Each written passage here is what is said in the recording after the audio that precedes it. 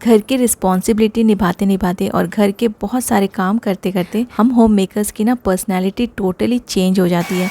हम लोग को याद ही नहीं होता है कि हम लोग कैसे रहते थे पहले और अब कैसे रहते हैं। आपको भी शायद आपके बच्चों ने या फिर हस्बैंड ने या फैमिली के दूसरे मेंबर्स ने बोला होगा कि एटलीस्ट घर पे आप थोड़ा अच्छे से रहिए, या गाउन मत पहनिए, कुछ और अच्छा ड्रेस पहनिए।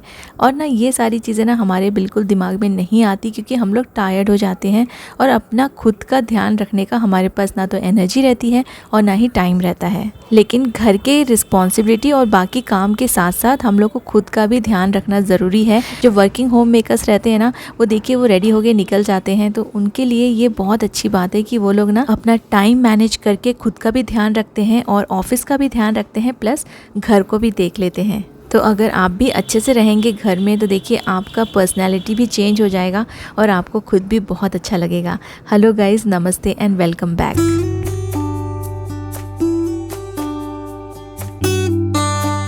आज का वीडियो स्पेशली मैंने उन लेडीज़ के लिए बनाया है जो पूरा टाइम घर पे रहते हैं, अपना घर संभालते हैं, अपने बच्चों को संभालते हैं, लेकिन खुद का ध्यान बिल्कुल भी नहीं रखते। तो कुछ साल हुए मुझे जॉब छोड़े हुए। तब जब मैंने जॉब छोड़ा तो उसके बाद से मैंने अपने पर्सनालिटी में चेंजेस देखे, क्योंकि मैं पूरा टाइम घर में ही रहती थी, घर का काम करती थी, अपने बेटी को संभालती थी।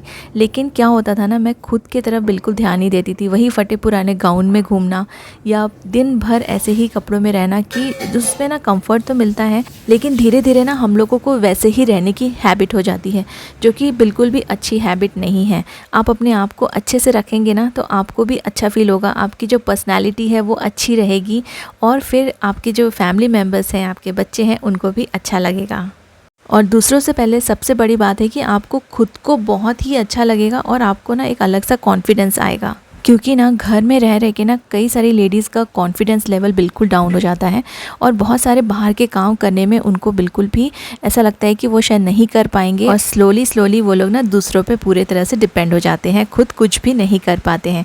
इसलिए आप अपने आप को बिल्कुल भी अपना जो सेल्फ़ कॉन्फिडेंस है ना उसको कम मत होने दीजिए, और जितना हो सके आप घर पे भी अच्छे से रहिए। कुछ तरीके मैं आपके साथ शेयर करूँगी जिससे कि आप घर पे रह के कहीं बिना बाहर जाए भी आप अपने आप को बहुत अच्छे से रख सकते हैं। खुद का ध्यान रखने से मेरा मतलब है कि खुद के हेल्थ का ध्यान रखना, खुद की पर्सनालिटी का ध्यान रखना, और ये सारी चीज़ें आती हैं आपके बालों से लेके आपके स्किन से लेके सारी चीज़ें, इन सारी चीज़ों का केयर आपको खुद ही लेना है।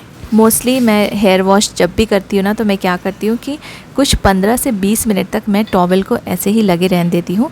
एक बार कुछ हेयर इश्यूज़ आए थे तो मैं डॉक्टर के पास गई थी, कुछ साल पहले की बात है। तो तब से ना मैं ये वाली जो हैबिट है, जो प्रैक्टिस है, उसको मैं कंटिन्यू कर रही हूँ कि जब बाल गीले होते हैं तो 15 से 20 मिनट के लिए हमेशा टॉवल बांध के रखना चाहिए। तो वो डॉक्टर ने मुझे बताया था कि आप ऐसा करने से ना जो हमारे बालों का मॉइस्चर रहता है वो अंदर ही अंदर रहता है और बाल बहुत जल्दी मतलब रूखे सूखे नहीं होते हैं, और कुछ 15-20 मिनट्स के बाद आप फिर अपने बालों को ड्राई कर सकते हैं। तो जितने भी छोटे मोटे काम रहते हैं ना ऊपर के, जैसे कपड़े उठाना या फिर कपड़े सुखा लेना या थोड़े बहुत जो बर्तन है उसको रख देना, बॉटल्स वगैरह वॉश कर लेना, जो छोटे छोटे काम है जिसमें बहुत ज़्यादा टाइम नहीं लगता है, तो ये सारे काम मैं बाल गीले रहते हैं तो टॉवल लगा के ही कर लेती हूँ। इससे मुझे बहुत फ़ायदा हुआ है और मेरे बालों का टेक्सचर भी काफ़ी सुधर गया है। मेरे बहुत सारे साउथ इंडियन फ्रेंड्स हैं और साउथ इंडियन जो लेडीज़ रहती हैं ना उनके बाल बहुत अच्छे रहते हैं। एक रीज़न ये भी रहता है कि वो लोग ना बाल धोने के बाद एकदम से उसे हवा में ड्राई नहीं करते हैं या हेयर ड्रायर एकदम से यूज़ नहीं करते हैं। कुछ देर के लिए ना वो लोग अपने बालों को ऐसे ही टॉवल में बांध के रखते हैं। टॉवल ऐसा होना चाहिए कि पानी जल्दी से जल्दी सोख ले और आपके जो बाल है ना वो ड्राई ना होने दे एकदम से। जितना देर आपके बालों में मॉइस्चर रहेगा, थोड़ी सी नमी रहेगी ना, तो आपके बाल का जो टेक्सचर है वो काफ़ी अच्छा रहेगा, वो एकदम से ड्राई नहीं होंगे। तो ये एक हैक आप ज़रूर ट्राई करके देखिए। एकदम से जब आप बाल वॉश करते हैं तो कुछ देर के लिए उसको टॉवल में रहने दीजिए। अब मैं एक बहुत ही अच्छा तरीका बताती हूँ बालों को ड्राई करने का। तो मैंने 15-20 मिनट्स तो बालों को ऐसे ही टॉवल में रहने दिया, और आपके साथ ये टॉवल भी मैं शेयर करूँगी। ये मैंने डी मार्ट से लिया था। वैसे आप किसी भी तरह का टॉवल यूज़ कर सकते हैं जिसमें आप कंफर्टेबल हों, लेकिन ये वाला जो टॉवल है ना, ये जल्दी पानी को ड्राई करता है, मतलब सोख लेता है, और आपके जो बाल है ना, जितना भी एक्स्ट्रा पानी है वो इसमें आ जाता है और फिर बाल सुखाने के लिए काफ़ी ईजी हो जाता है। इसके अलावा आप कॉटन के जो टॉवल्स आते हैं वो भी यूज़ कर सकते हैं, बट मुझे ये बहुत अच्छा लगा इसलिए मैंने आपके साथ शेयर किया। इसको मैंने डीमार्ट से लिया था। कुछ चीज़ें ऐसी होती है ना जो मैं पर्सनली देख के लेना ही पसंद करती हूँ। ऑनलाइन में ना आपको टेक्सचर और इसका जो मटेरियल है वो पता नहीं चलता है। हेयर ड्रायर जब भी आप करते हैं ना, तो इसमें ना 3 सेटिंग्स आती है। एक तो जो हॉट एयर का है उसमें स्लो एंड फास्ट का रहता है, लेकिन इसमें एक और सेटिंग रहती है कोल्ड एयर की, जो कि आप नॉर्मल हवा से आप अपने बालों को ड्राई कर सकते हैं। इससे आपके बाल कभी भी ख़राब नहीं होंगे, क्योंकि मैंने सुना है कि नॉर्मली बहुत ज़्यादा गर्म हम अपने बालों को अगर लगाते हैं ना, कुछ भी गर्म पानी या फिर हॉट एयर, या हम लोग स्ट्रेटनिंग करते हैं, तो उससे हमारे बालों के टेक्सचर जल्दी ख़राब हो जाते हैं। तो मैं हमेशा ये कोल्ड वाला जो ऑप्शन है ना उसको यूज़ करती हूँ। इससे थोड़ा सा टाइम लगता है बाल सुखाने में, लेकिन एटलीस्ट आपके जो बाल है ना वो बिल्कुल भी ख़राब नहीं होंगे और आपके बाल सूख भी जाएंगे। मतलब गीले गीले बाल आपको रख के बैठने की ज़रूरत नहीं पड़ेगी। जो मैंने टॉवल बांधने की बात बताई थी 15 से 20 मिनट्स, अगर आपको गीले बाल में जल्दी सर्दी खांसी हो जाती है तो आप ऐसा मत कीजिएगा। आप इमीडिएटली बालों को सुखा लीजिएगा, क्योंकि ना ये डिपेंड करता है पर्सन टू पर्सन किसको क्या सूट करता है। तो मैं ना 15-20 मिनट्स ऐसे ही रखती हूँ, उसके बाद ही मैं हेयर ड्रायर से कोल्ड वाले जो ऑप्शन है ना उससे मैं ड्राई करती हूँ। अगर आप ये हेयर ड्रायर लेना चाहें तो इसका मैं लिंक शेयर करूँगी। इसे मैंने अमेज़ॉन से ही लिया था। अब बहुत बार मेरे साथ ऐसा होता है कि बाल कट करने के लिए बाहर सैलून में या फिर ब्यूटी पार्लर जाने में टाइम नहीं मिलता है, और कई बार ऐसे ही बाल फिर बढ़ते रह जाते हैं। इससे ना बाल ख़राब भी होते हैं। आपको थोड़ा थोड़ा सा हेयर कट हमेशा करना चाहिए, जिससे कि बढ़ने में इजी होता है। घर पे आप इजीली अपने हेयर कट कर सकते हैं। मैं हमेशा अपने बालों को, जैसे अगर मुझे टाइम नहीं मिला और मुझे हेयर कट करना ही है, तो मैं घर पे ही हेयर कट कर लेती हूँ, और बहुत ही अच्छे से स्टाइलिश हेयर कट आप कर सकते हैं। एक बहुत सिंपल हेयर कट आज आपके साथ शेयर कर रही हूँ। तो जितना आपको छोटा चाहिए सामने की तरफ के बाल ना, उतना पोर्शन आप उसको पार्टीशन करके रबर बैंड में बांध दीजिए। तो मुझे थोड़ा कम ही सामने से कट करना था, तो मैंने कम इसको लिया है, कम सामने के बाल लिए हैं, इतना ही लिया है। और पीछे के जितने भी बाल हैं ना उसको भी मैं एक पोनीटेल की तरह रबर बैंड से बांध दूँगी।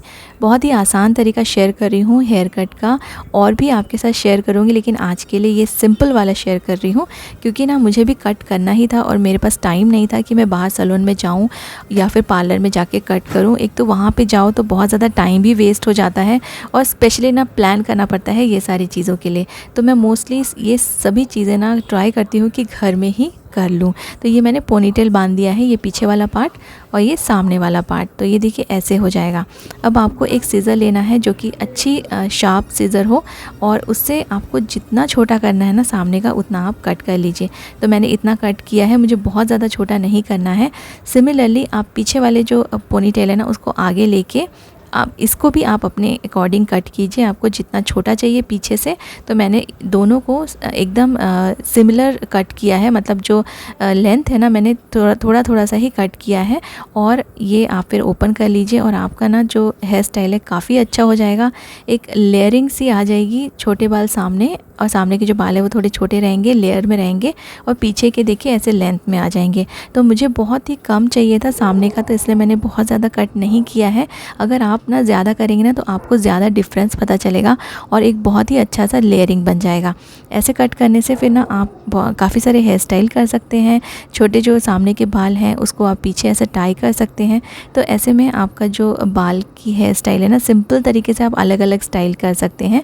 और देखिए घर पे ही आपने अपने बालों को कट कर लिया, आपके बहुत सारे पैसे भी बच गए, क्योंकि आजकल काफ़ी ज़्यादा चार्जेस रहते हैं सैलून वगैरह में। थोड़ा सा भी अगर हम लोग ट्रिम भी करने जाए ना तो 300, 400 से 700, 1000 तक ले लेते हैं। तो ये चीज़ अगर आप घर पे कर लें तो आपको बाहर भी जाना नहीं पड़ेगा। कई बार टाइम नहीं मिलता है, कई बार पॉसिबल नहीं हो पाता है होम मेकर्स के लिए बाहर जाना। तो ये काम आप घर पे कर लीजिए, और घर पे ही आप स्टाइलिश लग सकते हैं।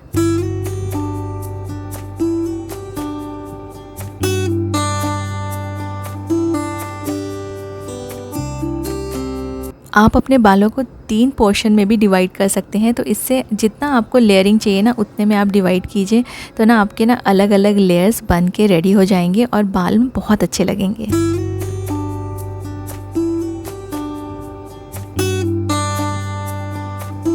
बालों का एक और प्रॉब्लम मैं आपके साथ शेयर करती हूँ। जब भी हम लोग कोई पोनीटेल बांधते हैं या पीछे पूरे बाल इसको बांध लेते हैं ना, तो क्या होता है सामने के जो छोटे छोटे बाल हैं वो ऐसे बाहर निकल के आ जाते हैं, जो बहुत अनटाइडी लगते हैं। तो आपको कोई भी जेल, केमिकल कुछ भी लगाने की ज़रूरत नहीं है। आपके पास वैसलीन ज़रूर होगा। आप बस वैसलीन को थोड़ा सा अपने हाथ में लीजिए, फिंगर्स में, और जितने भी बाल ऊपर से है ना सामने सामने इसे आप इसको अप्लाई कर लीजिए। जितने बाल ऐसे छोटे छोटे ऊपर दिखते हैं ना, वो सब टाइडी दिखेंगे और आपके जो बाल हैं पीछे की तरफ आप इसमें मिक्सअप हो जाएंगे। इससे आपको कोई केमिकल यूज़ करने की ज़रूरत नहीं है। आप या तो ऑयल भी लगा सकते हैं, लेकिन ऑयल ना इतना इफ़ेक्टिव नहीं रहेगा। वैसलीन से आपके बाल ना चिपचिपे भी नहीं दिखेंगे और आपका ये वाला जो प्रॉब्लम है वो भी सॉल्व हो जाएगा। मुझे ना ऐसे बड़े बड़े इयररिंग्स पहनना बहुत पसंद है, लेकिन जब भी इन इयररिंग्स को मैं पहनती हूँ तो मेरे जो ईयर्स है ना उसमें बहुत ज़्यादा हैवी लगता है और ऐसा लगता है कि लटक के ना बिल्कुल गिर ही जाएंगे। दिखने में ये इयररिंग्स बहुत ही अच्छे दिखते हैं, लेकिन फिर हमको ना पेन भी झेलना पड़ता है। तो इसको भी आप पेनलेस तरीके से पहन सकते हैं। अगेन मैं यहाँ पर फिर से वैसलीन यूज़ करूँगी। आप जब भी कोई भारी इयररिंग्स या फिर जो बड़े बड़े रिंग्स पहनते हैं ना हम लोग कानों में, उसको पहनने के पहले आप थोड़ा सा वैसलीन अपने कानों में अप्लाई कर लीजिए। इससे आपको ना हैवीनेस फील नहीं होगा। सुनने में आपको लगेगा कि इससे वैसलीन लगाने से क्या फ़र्क पड़ने वाला है, लेकिन आप एक बार ज़रूर करके देखिए, आपको ना डिफरेंस फील होगा। और कितने भी हैवी इयररिंग्स आप पहनेंगे ना, आपके कान में पेन नहीं होने वाला है और कुछ भी आपको ना तकलीफ़ नहीं होगी। और ये मैंने खुद करके देखा है, अपने पर्सनल एक्सपीरियंस से आपके साथ शेयर कर रही हूँ। हमेशा वो चीज़ें ही शेयर करती हूँ जिससे मुझे फ़ायदा होता है। तो जब भी आप हैवी इयररिंग्स पहने ना, ये वाला आप हैक ज़रूर यूज़ करके देखिएगा। मुझे बहुत सारी इंक्वायरीज़, कमेंट्स एंड मैसेजेस आते हैं मेरे डीएम में कि जो छोटे गर्ल्स हैं ना उनके लिए कौन सा पैड, सैनिटरी पैड्स अच्छा रहेगा। तो देखिए, मैं अपनी बेटी के लिए ना ऐसे पैंट स्टाइल जो पैड्स आते हैं वो यूज़ करती हूँ, क्योंकि ये काफ़ी कंफर्टेबल होता है। उन लोग को दिन भर बहुत सारा टाइम स्कूल में स्पेंड करना पड़ता है, और अगर नॉर्मल पैड्स लगाएंगे ना तो वो कंफर्टेबल नहीं होता है, बार बार चेंज भी करना पड़ता है। कई बार गेम्स के टाइम पे या फिर दौड़ते समय, कुछ भी फिज़िकल एक्टिविटी करते समय वो हिल जाते हैं ना, तो उससे ना उनके जो ड्रेसेस रहते हैं वो भी ख़राब हो सकते हैं। तो ये पैंट स्टाइल वाले थोड़े से कॉस्टली आते हैं, लेकिन ये बहुत ही कंफर्टेबल है स्कूल गोइंग गर्ल्स के लिए। इनफैक्ट इसको आप भी पहन सकते हैं। ये अलग अलग साइज़ में आते हैं और बहुत ज़्यादा कंफर्टेबल होते हैं। और ये वर्किंग लेडीज़ के लिए भी ना बहुत अच्छा ऑप्शन है, क्योंकि जब आपको ज़्यादा फ्लो हो रहा है फर्स्ट या सेकेंड डेज़ में, तो ना आप इसको आप फर्स्ट सेकेंड डे में यूज़ कीजिए, जिससे कि आपको काफ़ी कंफर्टेबल फील होगा। और जब आप कंफर्टेबल रहेंगे तो आपको पेन भी नहीं होगा। और ये पैंट स्टाइल सैनिटरी पैड्स के मैं लिंक शेयर करूँगी, आप ट्राई कर सकते हैं। अदरवाइज़ आपको ये किसी भी नियर बाई स्टोर में भी मिल जाएंगे। ये जो सिंपल वाले पैड्स आते हैं नॉर्मली हम लोग यूज़ करते हैं, तो इसको यूज़ करने का एक सही तरीका मैं आपके साथ शेयर करती हूँ। इसको नॉर्मली हम लोग क्या करते हैं ना, पैंटीज़ में हम लोग इसका जो पेपर है वो निकाल के नॉर्मली हम इसको ऐसे लगा देते हैं, और इसके विंग्स पे जो पेपर लगा होता है ये स्क्वायर शेप का, इसको हम लोग थ्रो कर देते हैं। लेकिन अब नेक्स्ट टाइम आप जब भी यूज़ करेंगे ना, तो इसका जो पेपर है वो मत फेंकिए, उस पेपर को निकालिए और जो विंग्स के बैक साइड में पहले आप पेपर रखिए, और फिर ये दोनों विंग्स को इस पेपर के साथ इसको आप चिपका दीजिए। इससे ना आपको बहुत ही फ़ायदा होगा। एक तो कंफर्ट आपका बढ़ जाएगा, दूसरा ये ना मुड़ जाते हैं ना विंग्स, ये देखिए ऐसे रिंकल आ जाते हैं, मुड़ जाते हैं पहनने के बाद, तो ये मुड़ेंगे नहीं और बहुत ही अच्छे से आपका जो पैड है ना वो कंफर्टेबल लगेगा आपको, और ये इधर उधर हिलेगा नहीं और लीकेज नहीं होगा। तो नेक्स्ट टाइम आप जब भी पहने आप इस तरह से पहने, ये आपको काफ़ी अच्छा रहेगा। और इसका जो पेपर है ना उसको मत फेंकिए, उसको यूज़ करते हुए ही आप इस पैड को यूज़ कीजिए। ये वाले जो सैनिटरी पैड्स हैं कॉटन के हैं, तो ये भी मुझे काफ़ी कंफर्टेबल लगते हैं। इससे भी ना रैशेस वगैरह नहीं आते हैं। अब इनको रखने का एक तरीका है, इसको आप हमेशा किसी कवर्ड बॉक्स में रखिए, तो इनमें कभी भी डस्ट नहीं जाएगा। और मैं ट्रांसपेरेंट बॉक्स इसलिए यूज़ करती हूँ क्योंकि ये ख़त्म होने के पहले ही मुझे पता चल जाएगा, तो मैं ना यहाँ पे फिर एक्स्ट्रा पैड्स ला के रख देती हूँ, क्योंकि हमेशा हमारे घर में ना पैड्स होने चाहिए। और कभी कभी क्या होता है ना कि हम लोग लाना भूल जाते हैं, तो अगर ऐसे बॉक्सेस में रहेगा तो आपको सामने दिखेगा और आप ख़त्म होने के पहले ही इसे लेकर आ जाएंगे। उम्मीद करती हूँ कि आज का वीडियो आपने एंजॉय भी किया होगा और ये सारी बातें आपको यूज़फुल भी लगी होंगी। इसी तरह की अगर आप और भी कोई बातें करना चाहते हैं, टॉपिक डिस्कस करना चाहते हैं, तो मुझे कमेंट करके ज़रूर बताइएगा। Thank you so much for watching.